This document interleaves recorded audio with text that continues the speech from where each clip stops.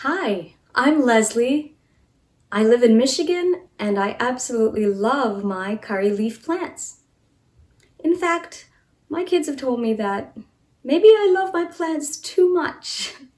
Anyhow, up until a few years ago, I didn't have too much success with my curry leaf plants. They would live anywhere from 6 months to a couple of years, and then they would die for different reasons. A few years ago, though, I did figure out all the tricks that I needed to do to them or for them in order for them to survive, at least in my climate here. In November 2020, I discovered online that there is such a thing as air layering, and that air layering can be done on curry leaf plants. I didn't know that a plant has something called nodes. Nodes are places where buds form, and roots can actually form if you air layer correctly. I tried it a couple of times, and I wanted to tell you a little bit about nodes. So let's say you have your main stem here, or you have a branch. On a curry leaf plant, a leaf stem is a thing that has the stem and all the little leaves on it. So where that leaf stem meets the main stem or a branch is the point at which the node is. So that's the node over there. In air layering, knowing where the nodes are very important, because what you do is you pick two nodes, one right on top of the other, and you treat the branch in that place in order to create the air layer.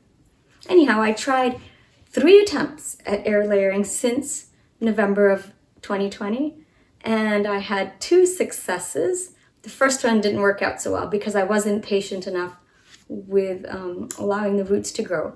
But here is the second attempt. This is the one that I'm going to be picturing in this video. And this one is the third attempt, which is also doing pretty well.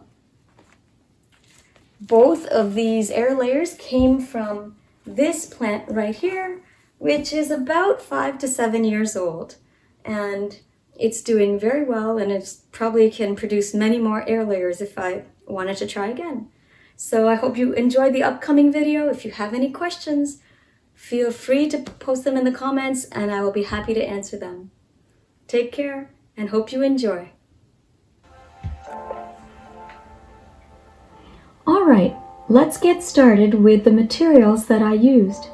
I was able to buy the sphagnum moss from the craft area of my local dollar store. Finding the right part of my curry leaf plant to air layer was important. Here's a diagram of a tree that I will use to explain how I found a good branch to air layer. Usually, a 1-year-old branch is still green.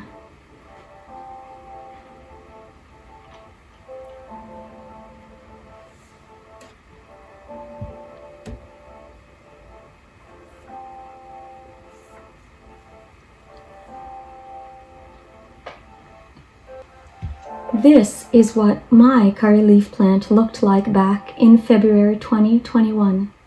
At this point, it had been indoors under a plant light for about 4 months because of winter. I had just cut off and planted my first attempt at air layering and was eager to try again.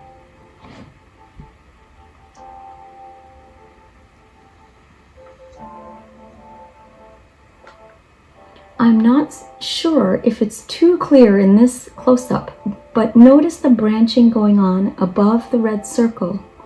That's why I chose to air layer this particular branch. An even closer look shows the nodes that I air layered between. Choose nodes that are about 1 inch apart. Before taking these pictures, I had cut off the leaf node at each of these nodes to use for cooking.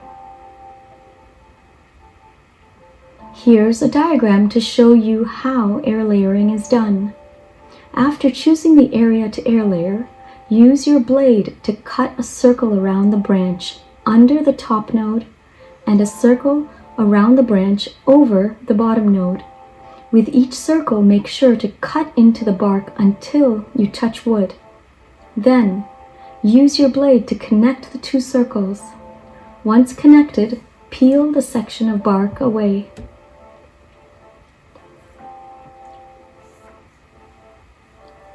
Here are pictures of the cutting away process on my plant.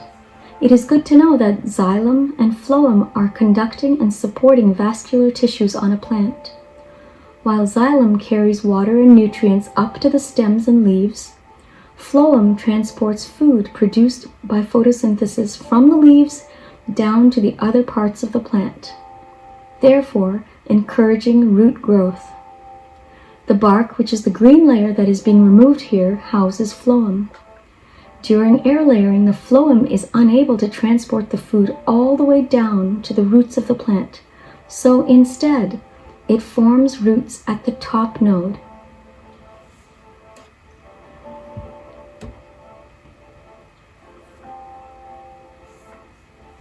The whitish part that is now visible is the cambium, which can produce more phloem during air layering if it is not purposely damaged.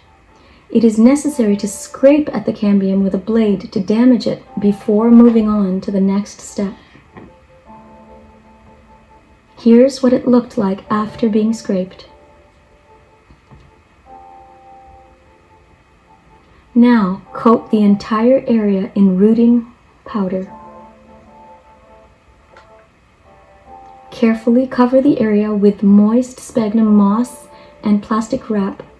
Make sure to firmly press the moss around the treated area.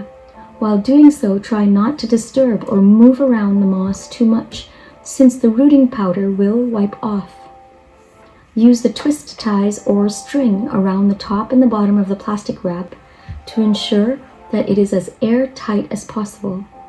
This way, the moisture from the moss stays inside. Now cover the area in foil. This helps to block out any light, therefore encouraging more root growth. Here, I'm using a scissors to cut off any leaf nodes under the air layer. And there you have it. The hard work is done. Now is the waiting game. The air layer must remain like this for about 3 months in order to produce enough roots to survive on its own.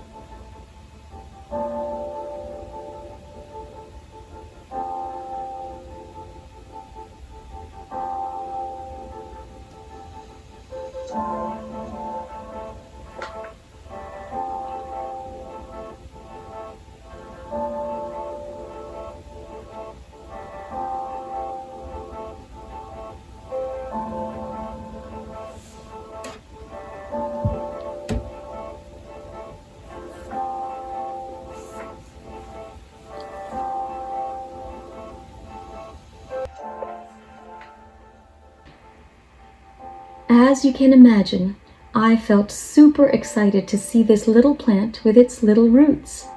I did trim each of the 3 leaf nodes on the air layer, leaving only 2 to 4 leaves on each. Once planted in soil, this allows the plant to still go through the process of photosynthesis without stressing out the roots.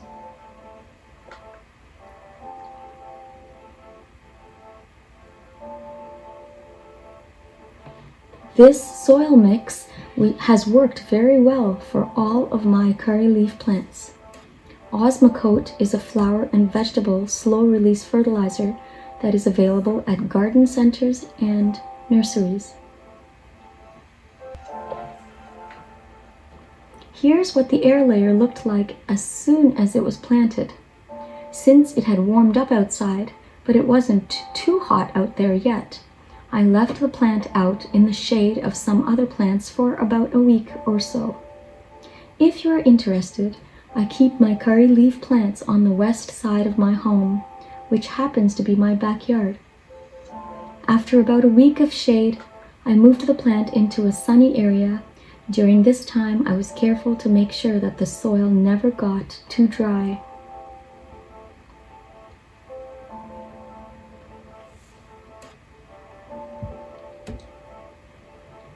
This is not a great picture, but there were definitely a few new leaf nodes growing at this point.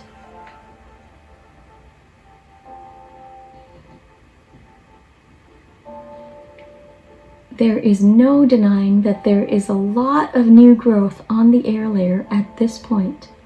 This basically brings tears of joy to my eyes, but I have to cry my joyful tears in silence or my kids will roll their eyes at me.